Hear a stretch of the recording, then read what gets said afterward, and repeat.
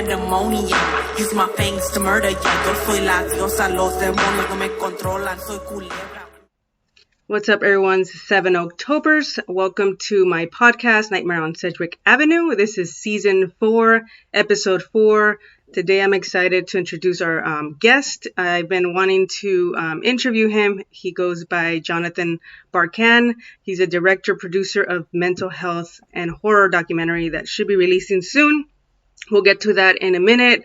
Ask him about that when it's estimated to be released, all that. But I was really excited when I saw this documentary being released. They had a Kickstarter. I actually went ahead and donated some money as well because I was really excited about this project. I'm really passionate about those two topics, horror and mental health. Me, I deal with anxiety. As you've been following my journey, you know this, and I'm a huge horror fan. So to see this come to fruition is pretty dope. And without further ado, I'll bring on Jonathan on the screen here. Hello, Jonathan. Hello. Hey, thank you for taking the time to meet with me and talk about your documentary and all that. So I obviously introduced you, but feel free to let people know who you are, what you do, and how you got into this industry. Yeah. So my name is Jonathan Barkan. I've been a lifelong horror fan since very, very early in my life. I cut my teeth on, staying up past my bedtime to watch Tales from the Crypt. I was playing Castlevania on the Nintendo and Friday the 13th, reading EC comics. Horror has always been something that I've gravitated towards. And getting into the film industry was actually an interesting path. I started out as the music editor for bloodydisgusting.com. Okay. And then I was with that website for over 7 years. When I left, I was the managing editor of the website, working directly underneath Brad Miska. And then I transitioned over to being the managing editor of dreadcentral.com. And that's when they were acquired by Epic Pictures, and Epic kind of brought me into their team as well, mm-hmm. to assist them with film acquisitions.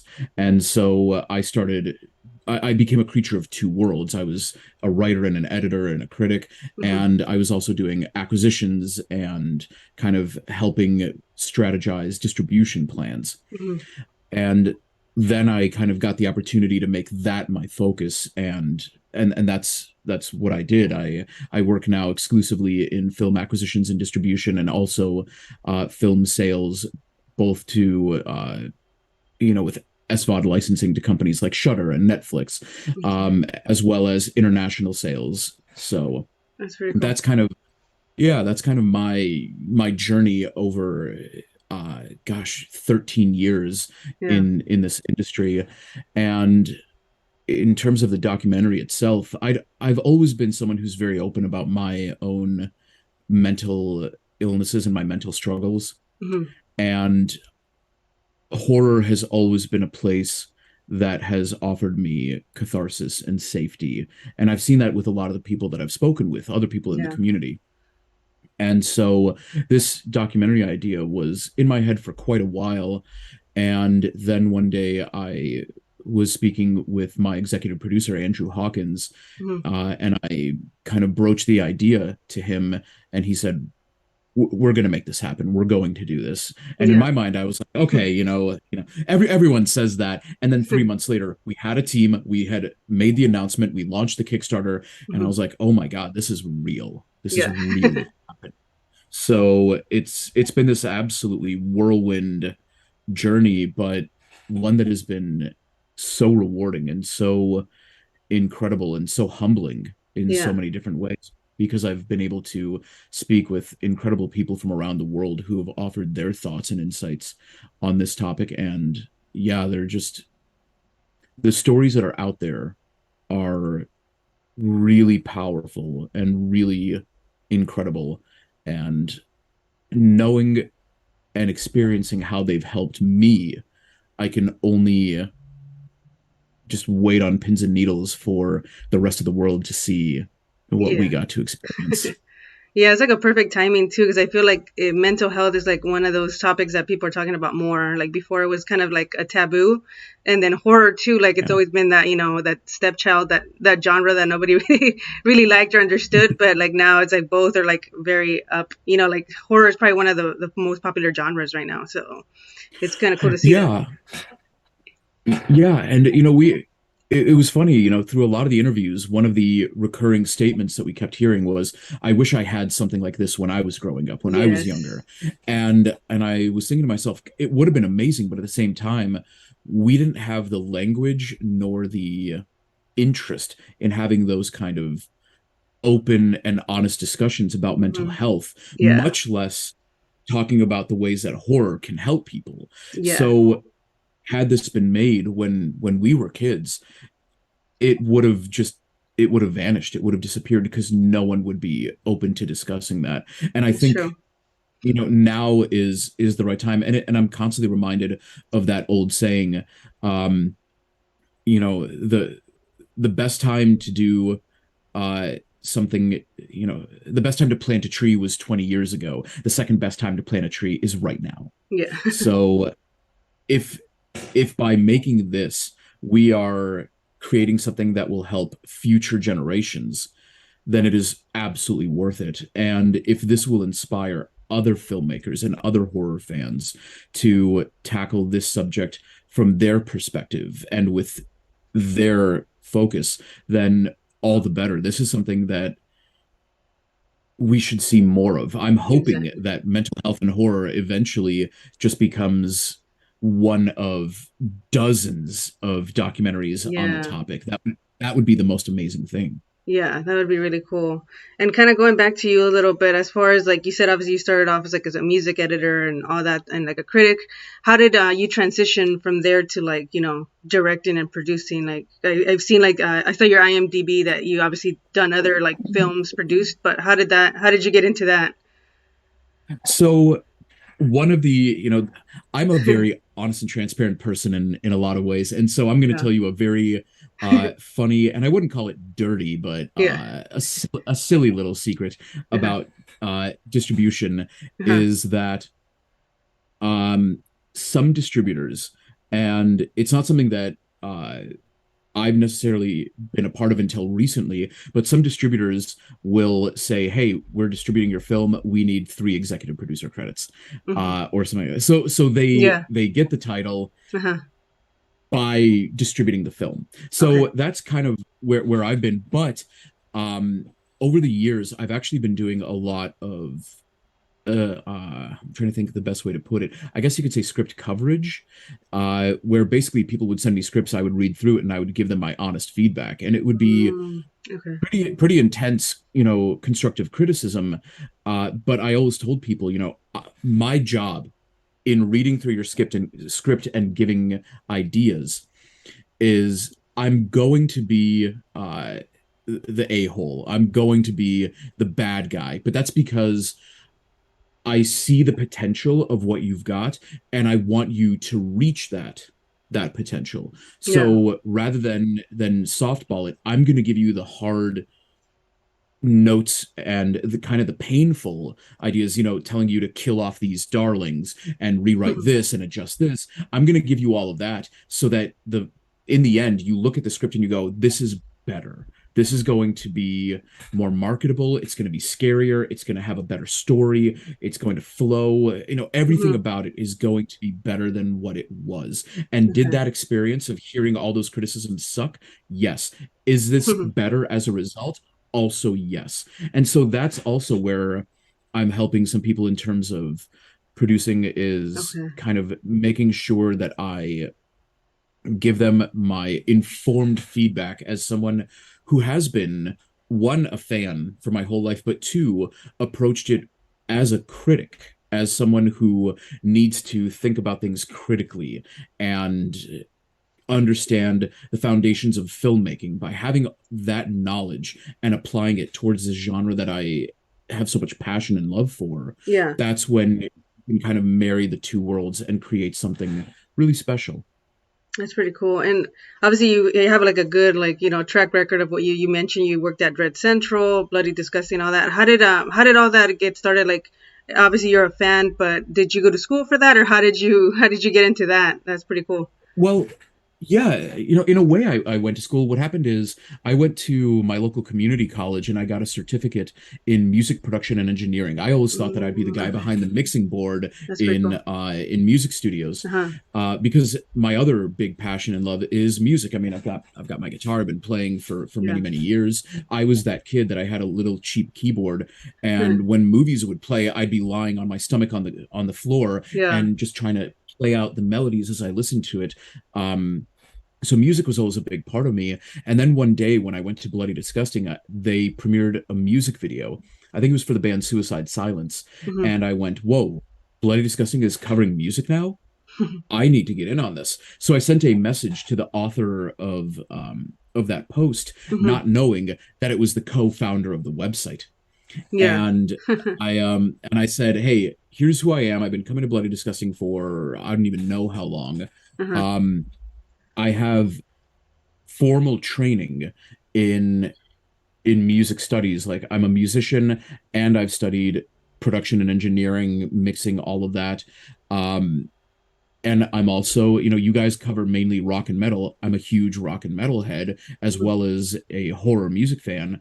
Hmm. Let me write for you. And they got back to me and said, how about 2 album reviews a month? We'll start there. And I said, not a problem, absolutely. And with that newfound power Yeah. and kind of permission, I went to every single record label I could think of and I said, I'm doing album reviews for bloodydisgusting.com, the number one website for all things horror. This is an audience that you may not have tapped into. Why don't you send me streaming links of albums, and Hmm. I'll do reviews for you. And these labels were getting back to me saying, yes, we love this, this is incredible. By the way, on top of doing a review, do you want to do a giveaway of a guitar on your website? And I was like, well, yes, of course I want to do that. Yeah. And then they were like, by the way, this band is coming to your neck of the woods, do you want to do a backstage interview? And I was like, of course I want to do that. And then they were getting me all access passes to music festivals like Oh, the Rockstar Mayhem and all of those. So I was hanging out backstage with Corey Taylor from Slipknot and Rob wow. Zombie and Kirk Hammett Yeah. and all these people. So I just kind of I was given the opportunity of writing a couple of album reviews a month, and I just Hmm. took it and started providing a ton of content for them. And so I gained their trust by just doing a lot of really great work, Yeah. without trying to sound arrogant. Yeah. But like I put in a lot of hard work. I put in the time and the dedication, and then and by being a part of the Bloody Disgusting ecosystem, I was connected with the writers for the other sections for comics, video games, TV, Hmm. movies. And so I would reach out and say, hey, I have an idea. Can I just put something together for you to look over? And if you like it, you can post it in your section. So, for example, I did, the 10 best horror themed South Park episodes. That was one of That's my cool. early forays into the front page, and it did really well. And then I did some stuff for video games. And as the site evolved and we were able to, rather than writers being kind of pigeonholed into their sections, Hmm. we were then able to start working together in a better way. And when I say that we were pigeonholed, it's simply because of the back end of Bloody Disgusting and what it was at the time. And then as it evolved into a new back end, Hmm. more opportunities arose. And so, yeah, I just kind of I asked if I could do things. I was given permission, and I kind of really dove headfirst into those opportunities. And because of that, then I was reached out to by the heads of Bloody Disgusting, Hmm. who started giving me more interesting opportunities. Like I was able to represent them at Fantasia Film Festival in 2013, Wow. and I visited the set of Don't Breathe which That's was funny cool. because I live very close to Detroit, and they flew me to Budapest in Hungary, where in a soundstage they built a recreation of Detroit houses. And I was Yeah. like, you flew me from Detroit airport to go to a place that looks like Detroit. Why couldn't we have just done this in That's Detroit? right. So That's funny. um so yeah, that's kind of how I evolved there. And because of those opportunities, because of going to festivals, because of going to markets, because of going to sets, Hmm. um I was able to start networking with a lot of really incredible people, writers from other websites, producers, directors, just getting to know these people, and Yeah. then reconnecting with them at festivals when we would see their films, or at premieres or things like that. So it this journey kind of just naturally seemed to open up doors and opportunities to doing more than writing. Yeah. And that was always something that really appealed to me. I'm very much the kind of person that I love working with a team, and I Hmm. love helping uplift others. So by going into these different avenues, I get to apply that mindset in different ways. Yeah, that's pretty inspiring. Just it took like that one email, to like open all these opportunities, right? Yeah, one private message through Bloody Disgusting's website Yeah. messaging system, and 13 years later, here I am. Yeah, that's pretty cool. And now to get back on track too with the documentary, mental health and horror. How did Yeah. that come about? You mentioned it briefly a little bit in the beginning, but you said you're passionate about like mental illness. Like, is that something you're passionate because you deal with it as well? And if so, like, I don't know if you can Yep. speak a little bit about that and how the documentary came to be. Yeah, so I mean, I have, for lack of a better way of putting it, and as I've described on some other podcasts, I Hmm. had a pretty rough childhood. It wasn't anything like a dangerous home or a violent home or anything like that. If Hmm. anything, quite to the contrary. It's just that there were a lot of very traumatic events Hmm. that that happened, and they were prolonged, and they had very major impacts on kind of the person that I was and that I needed to be, and that I also wasn't allowed to be. I wasn't really allowed to be just a carefree child because there was so much going on that I needed to be mature and thoughtful and respectful of everything that was going around. So I basically had to grow up very quickly. Hmm. Um and that definitely had its own toll. I'm sure that because of those events, there's some lingering PTSD Hmm. that needs to be addressed. But I've also been diagnosed with clinical depression, and I have had my own spates of anxiety, and yeah. So I live with my own mental illnesses and mental struggles, and as I said, horror was from a very young age a safe place. It was Yeah. somewhere where I could put a face to the monsters of what was happening around me, where I could see those monsters defeated, where I could see people fight to survive. That's what I always tell people. I Yeah. don't watch horror to see people die. I watch horror to see people That's fight to survive. yeah. That's pretty deep. Um, and then it's such a fun and inventive genre. It's a place where imaginations can run wild, and that always appealed to me. So with my own mental illnesses and with my love of horror and knowing how it helped me, Hmm. I kind of I remember one day, my wife was interviewed for the for Shudder's Queer for Fear. Although I don't know, that was very, very, very early on in Hmm. the production of that, and I know that some things have changed. I don't know if she'll appear. Hopefully, fingers crossed. Hmm. But so she was, on set doing the interview, and and then when she was done, we stood together behind the cameras and watched another person do an interview. Hmm. And that was when I kind of had that lightning bolt, where this idea that I'd been playing with, that had been percolating for years, it suddenly came to a point where I was like, I know what this is. I suddenly have a vision.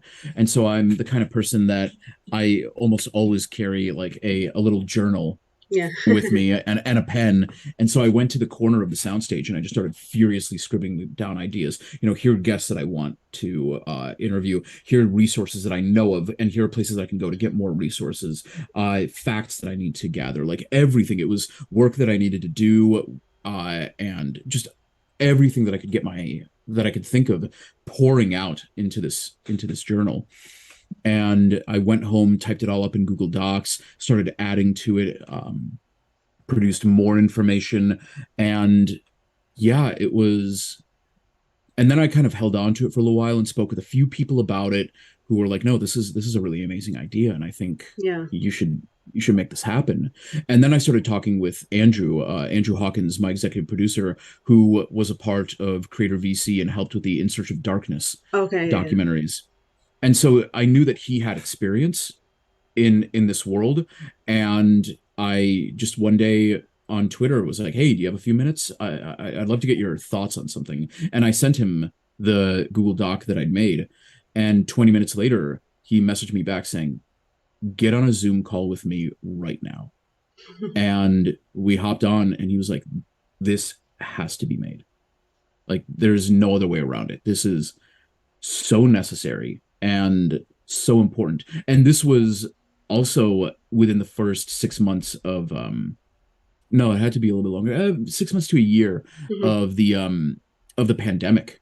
Okay. So the world was already in this really difficult place, and Yeah. there were already signs of how people were reacting to the trauma of a pandemic, of the world being shut down, Yeah. of tens of thousands, if not hundreds of thousands, if not a million cases in a day, and thousands of people dying daily. It was this incredibly traumatic period. And so it felt right to try and find a way to take this pain, this collective pain that we were all experiencing, and find an outlet, find a way for people to discuss it openly and release these kinds of emotions that they have within them. Yeah. And how long did it take you guys? Because it's already done, right? Is it like completed, or are you guys done? The No, stages are we're still. still shooting a few more interviews, Okay. and then we're going into post-production, but our goal is to have the Mhm. finished film at the end of this year Okay. and hit the film festival circuit pretty hard Uh-huh. starting in spring of next year, because once the film is done, we still have to send it through legal, send it through quality, make sure that we've got all our documentation in order. There's so many parts of Mhm. making a film that people don't think about and don't realize. Yeah. But yeah, once you finish shooting it, you still have to edit it. And once you edit it, then you still have to score it and color correct. And there's so many little aspects Mhm. that have a huge impact. And then when you're done, as I said, you've got to the copyright, you've got to make sure the legal is in order. There's just a dozen different things that Yeah. all need to be put together. But that's the thing. Like we know exactly how we're going to go about it. We have the plan. Yeah. We know step by step how it's going to move forward. So we're not concerned. We're not worried in that regard. Our main goal right now is just to make sure that we put together something that we are A, really proud of, Yeah. and B, helps people. Yeah. And so this, you guys started filming what, like was it in 2020, or is it a little bit after 2020? So we started shooting it actually last year in 2021. Okay. Yeah, we announced last year and started shooting throughout summer and had to do a few trips Hmm. to get some of the interviews. I had to fly out to LA, and we also went up to Santa Monica to Hmm. do some interviews, and then we also did a very, very, very short trip, like 40 hours, I Hmm. want to say, in New York City, and then about a week in London. And yeah, just kind of because we realize that this is something that it's not just we didn't want this to be just American voices talking about this. We know that Yeah. this is something that affects people globally. So we wanted to try Yeah. and get people from around the world and different perspectives, different, ethnicities and religions and gender identities and sexual orientations and everything. It was all very, very important for us to really hear from everyone because the horror community is vast and Yeah. it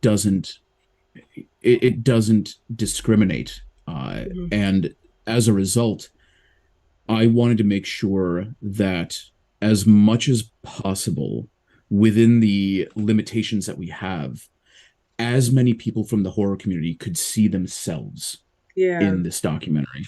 That's pretty awesome. Just hearing about it is like I would love to even see the behind the scenes. It's like a documentary within a documentary.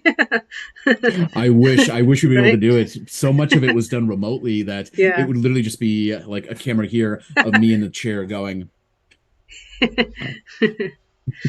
And I know you mentioned obviously like what you hope for this documentary to hopefully open the doors for like other documentaries like this. But what else do you want like the viewers to take from it?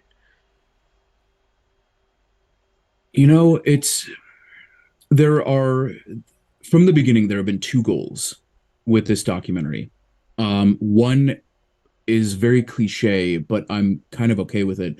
Mhm. I want that kid in the middle of nowhere who doesn't have access to good mental health resources and may not have people in their community that enjoy horror the way that they do. I Mhm. want them to know that they're not alone.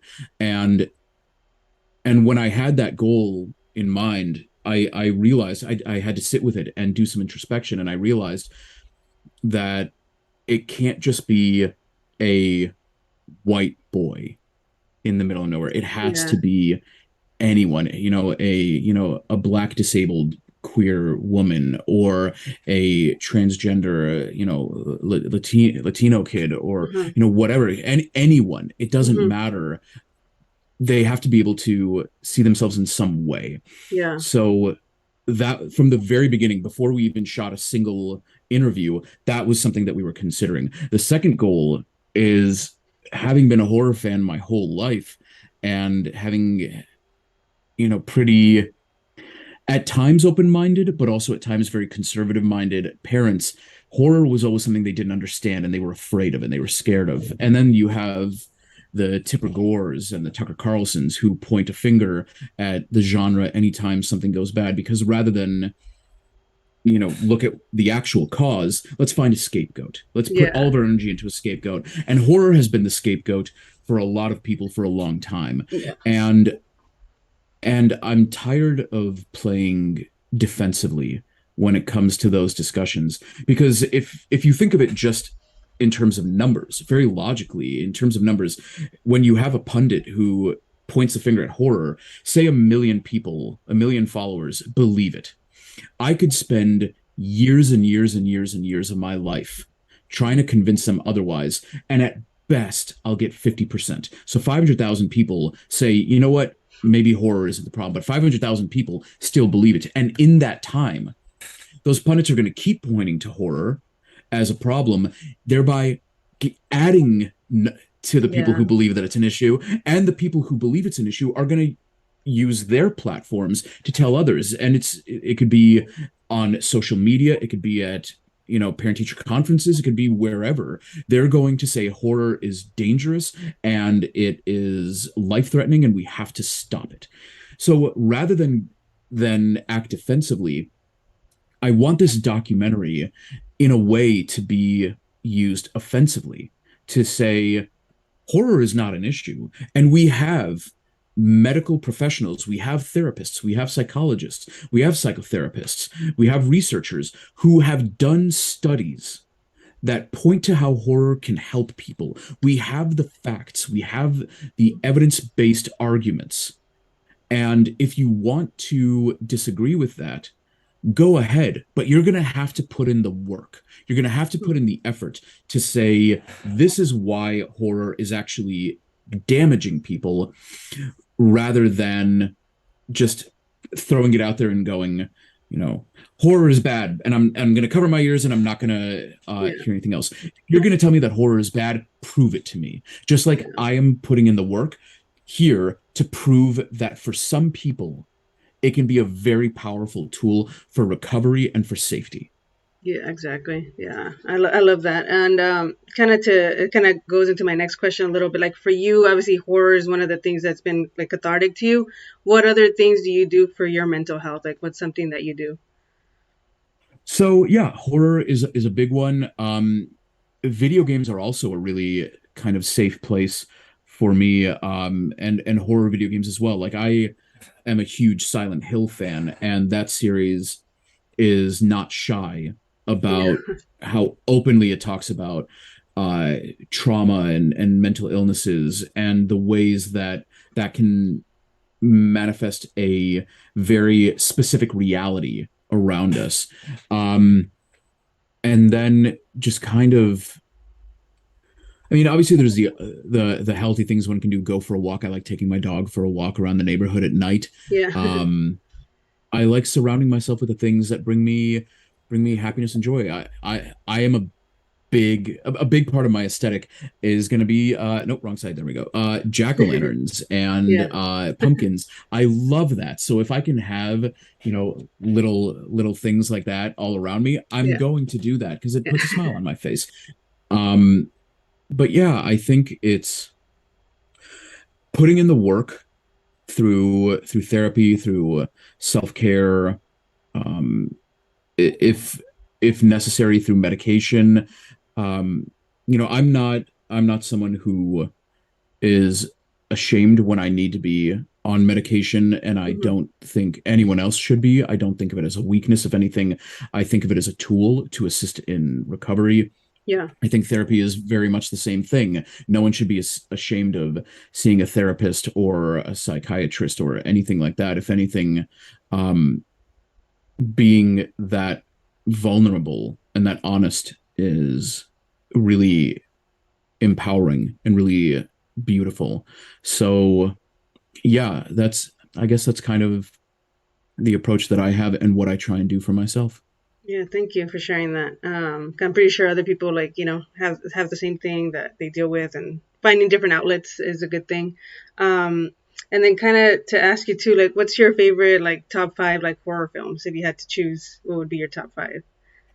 Oh wow. So this is an I will say these and under the understanding that it is an ever evolving list. It changes literally day Yeah, to day to day. yeah, But the ones that like really jump out to me, The Shining. um I classify this as a horror film, but it's also like 75 different genres in one movie. But Big Trouble in Little China okay. is one of my absolute favorites. Clive Barker's Lord of Illusions and Nightbreed, both of Oh those yeah, I love are those. are really incredible. The Hitcher is weirdly a very big Yes. comfort film for me. There was a time when it was a movie that I fell asleep to, Uh-huh. and when I put in the DVD player, it would just repeat. It would get to the main menu, cycle the main menu 3, 4 times, and then it would just start the movie. So I'd Yeah, fall asleep to it and I'd wake up to it. yeah, Um, and then yeah, other ones that kind of jump out. Obviously, The Thing. Halloween. I loved I love Halloween 2018, and I really loved Halloween Kills. I was one of yeah, those guys. But I thought it was just such a blast. I had such a yeah, good time with it. I'm trying to think what else. I'm looking. I've got my DVDs here and my Blu-rays here. yeah. And yeah, I think those are the ones that kind of immediately jump out to me. But I love horror anywhere Yeah, from around the world, domestically, independent, big budget. It doesn't matter. If you make a really interesting and exciting horror film, then I'm all for it. that's cool. Yeah, I love Nightbreed. Yeah, that's one of my favorite ones too. And I was gonna say, like, what's your favorite like subgenre in horror? Oh,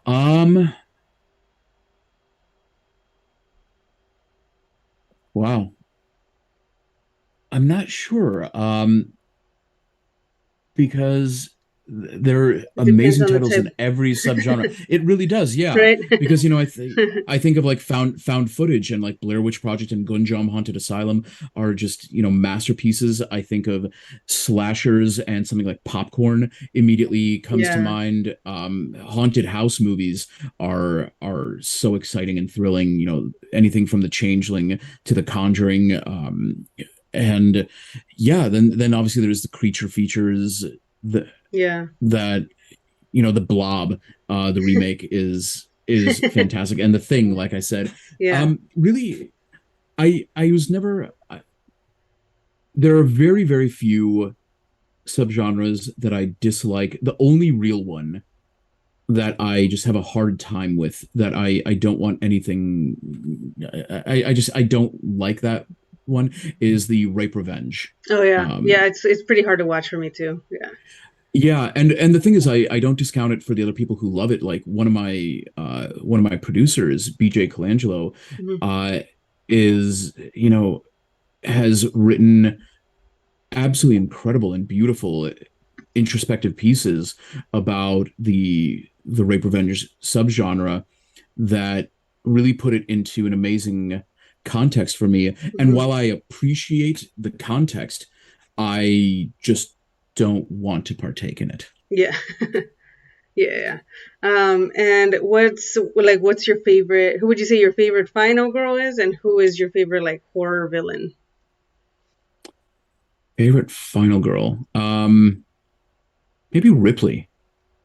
I think she would definitely be high up there, especially if we're looking at the first three Alien films, because I'm a diehard Alien 3 fan. I think Alien, Aliens, and Alien 3, like they're all on the Yeah. same level. They're very, very, very close to one another in terms of my enjoyment and appreciation.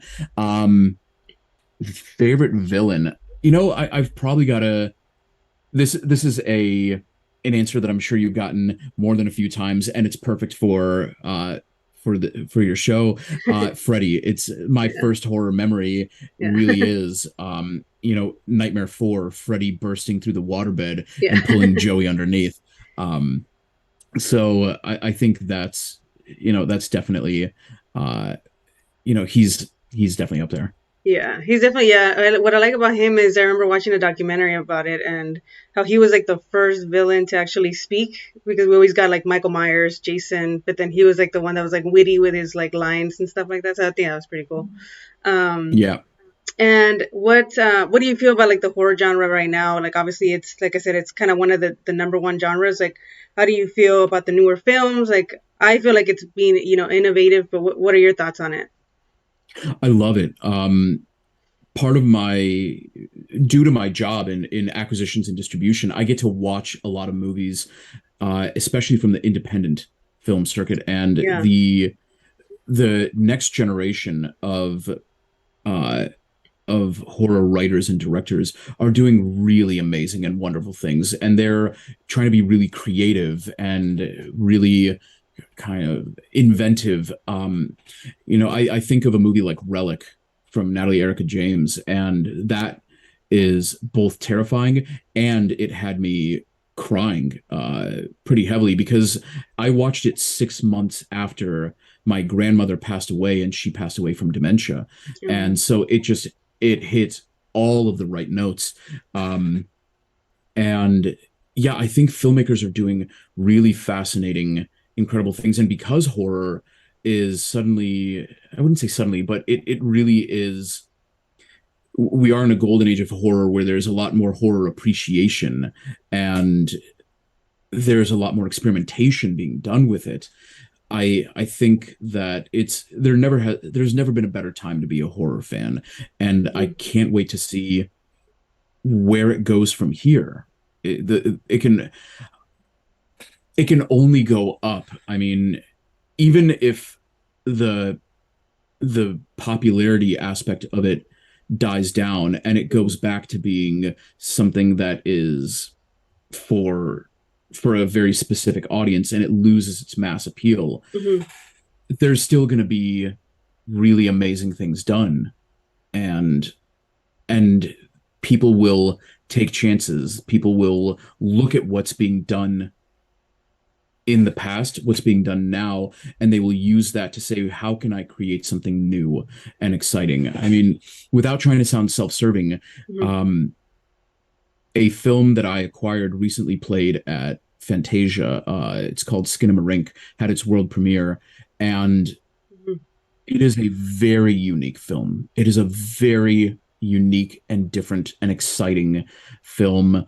You know, everyone who writes about it mentions the same potential issue, which is that the pacing is so slow. It's such it moves, one person even said a glacier-like pacing structure. It's so slow.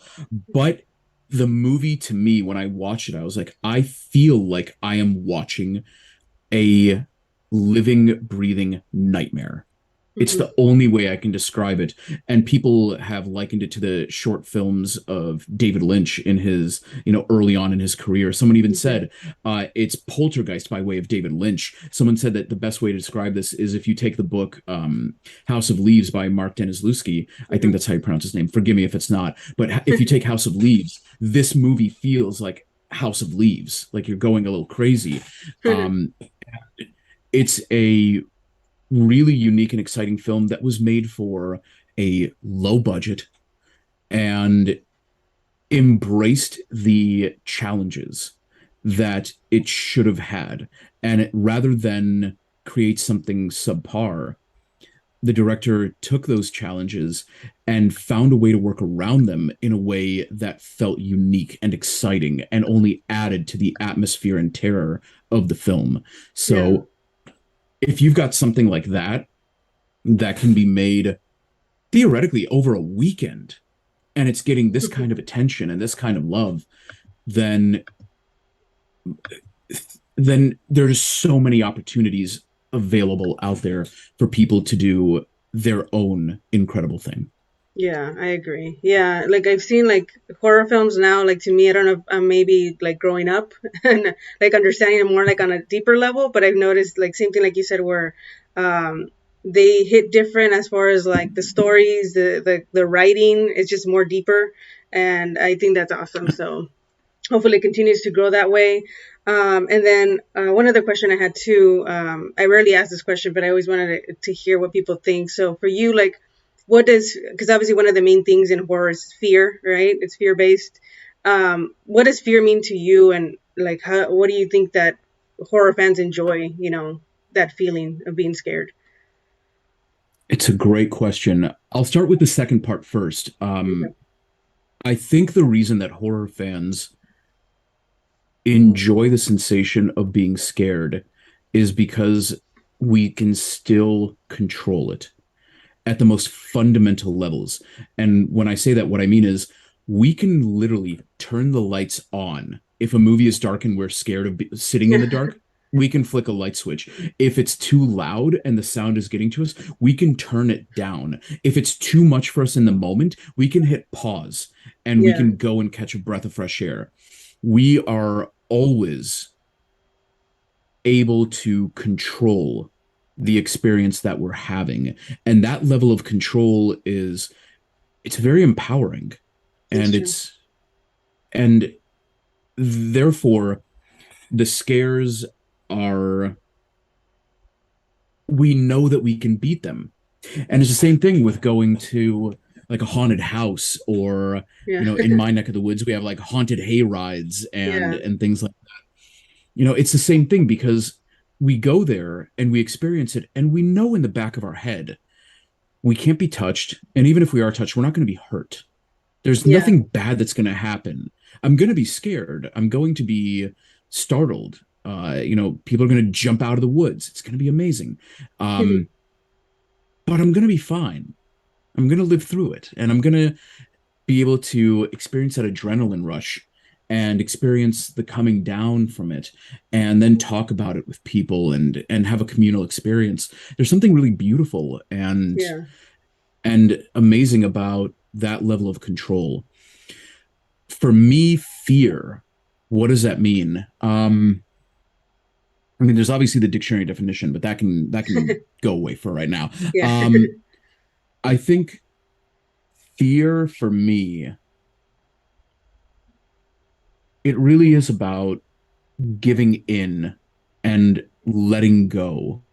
You know, I mentioned when we were talking about subgenres, when I mentioned found footage, there's a title, Gonjam Haunted Asylum. And I got the screener link. I was going to write a review for it. I got the screener link at like 10 p.m. The email came through and I was like, I'll deal with this tomorrow. And I went to bed, and for some reason I woke up at like 2:30 or 3 in the morning, and I just could not fall back asleep. So, I go to my laptop. The room is pitch black. I go to the laptop, I put on my noise canceling headphones, and I'm like, let's watch this movie. Let's see what it's all about. Mhm. And I watched it, and when it was done, it was like 5 in the morning.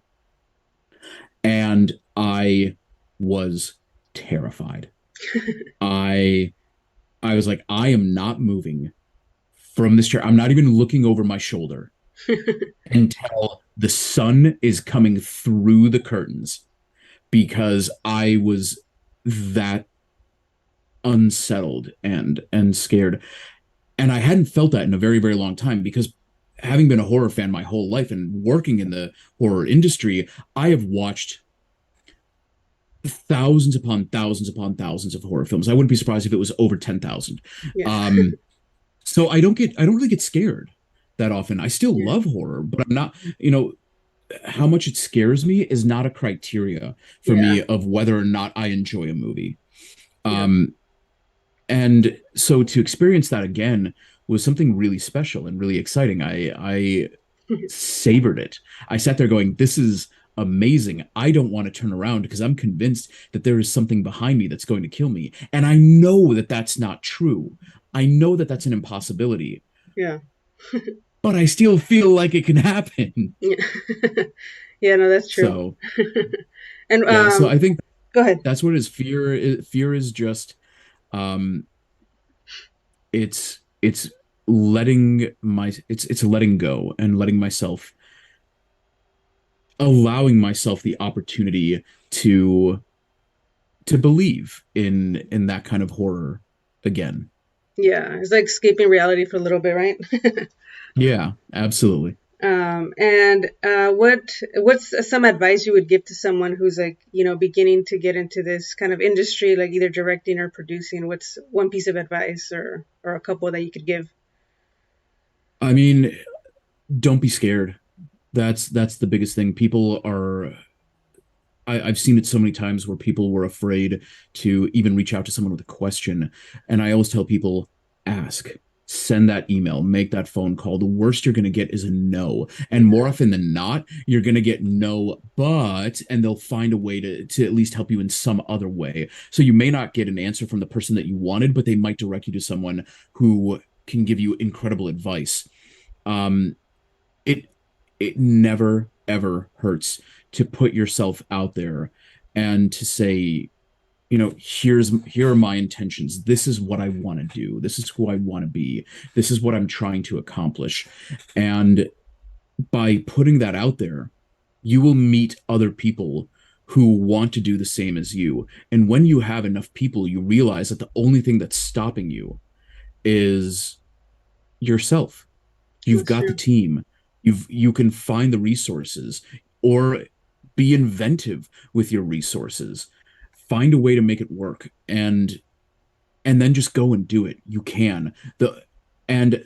From a technical perspective, the one piece of advice I will tell every director, producer, filmmaker, aspiring out there, whatever, there is one golden rule with film, with TV, with visual entertainment of any kind.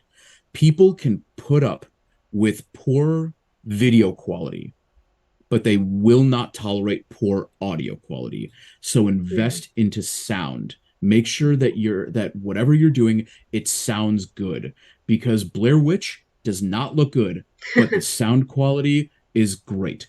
And That's that's true. why it's okay. So if you're going to invest in equipment, by all means, make it microphones, make it field recorders, whatever that might be. And again, the quality of the cheap models is still head and shoulders above the quality from a camera's onboard microphone or from your phone's Yeah. onboard microphone. Rec- Shoot a movie with your phone. Go ahead, do it. Just also have a field recorder nearby so that the sound is good. Yeah. That's good advice right there. And what's your greatest accomplishment so far as a creative for you? Wow.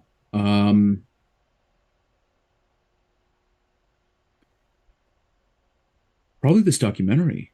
Yeah, it would have to be this documentary, and it's not even done yet, Mhm. but just what we have so far has inspired myself and my entire team and other people who believe in what we're doing. Um, it's because of this documentary that I've been able to meet some unbelievable people and hear some of the most incredible stories. Um, yeah, I think I can safely say that this documentary is without a doubt the greatest creative achievement that I have that I've done. That's cool. And then lastly, before we get out of here, I kind of like to ask this to everybody, like, what kind of legacy would you like to leave behind, either creatively or on a personal level?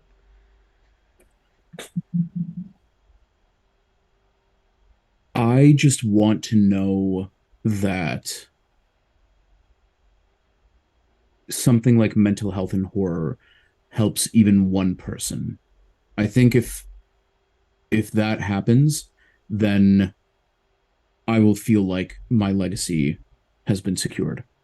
Um, and I want to make sure that with every opportunity that I have moving forward, that I do my best to use that position of privilege and power Hmm. to give opportunities to rising stars, to people who are looking to take the next step, to people who may not be given the opportunities by mainstream, uh, popular studios.